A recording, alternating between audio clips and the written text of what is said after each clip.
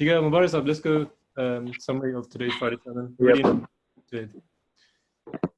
So from today khutbah, I extracted. Basically, I want to tell you that I'm listening khutbah on regular basis, but this summary is being prepared by Kashif. He's online as well, so I want to give him credit because it's not my credit.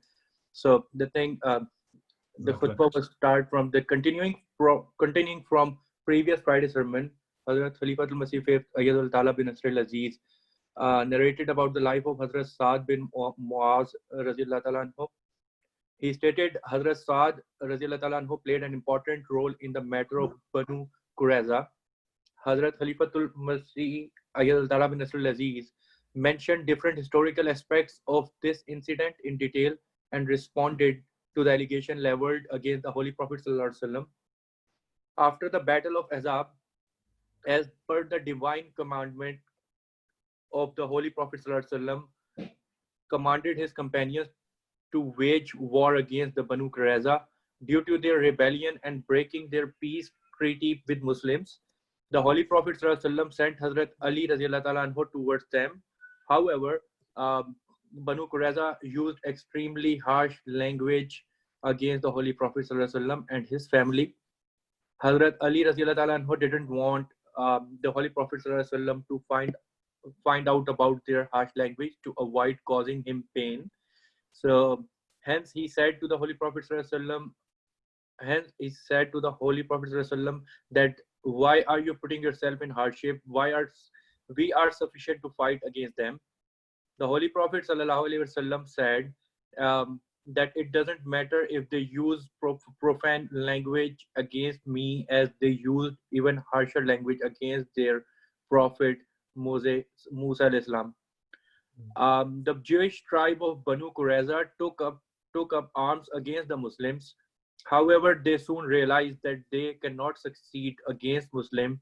After mutual consultation, they decided that we will not accept the decision of Holy Prophet ﷺ in our matter. Instead, we will accept the decision of Saad bin Muaz, who was the chief of their all tribe of Banu Aus.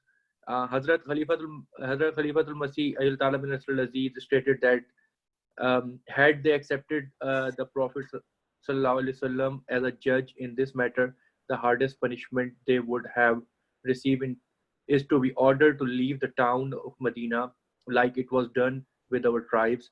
At this time, some Jews differed with the opinion of the majority, saying that you have truly rebelled and it is better for you to either accept Islam or pay the jizya, means tax. However, their majority was adamant that they will neither accept Islam nor pay the jizya tax.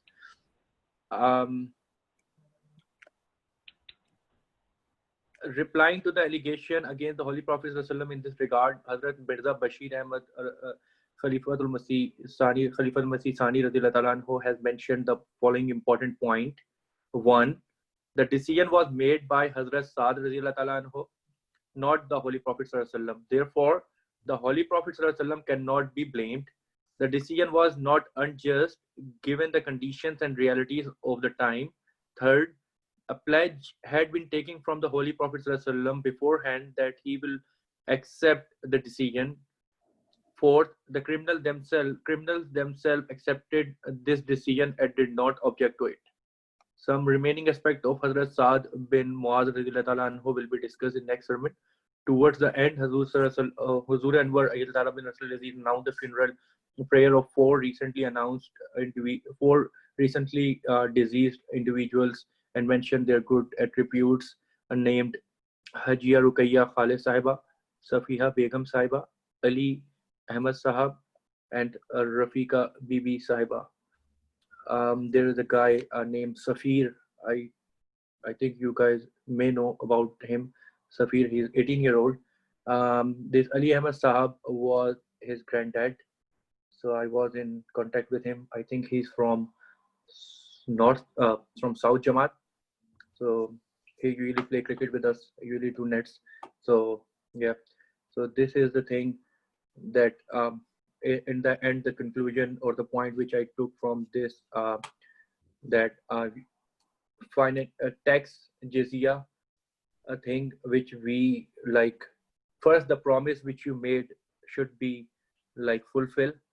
Once you will do the promise with the right conditions, should be fulfilled, and you have to be stand by your decisions. And whatever the decision has been taken from the ultimate authority, like a higher authority command, so it should be obeyed as per the law.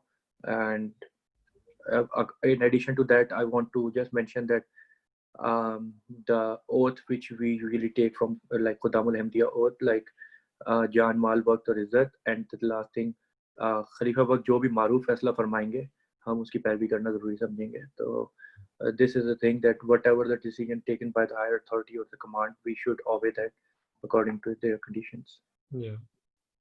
Jazakallah. I think I think Huzur did such an amazing job in defending the Holy Prophet sallallahu alaihi wasallam, because this is like such a big allegation which is done about, you know, how all the Bani Qurayza were literally killed. And people think that it was the Holy Prophet sallallahu alaihi wasallam who did that.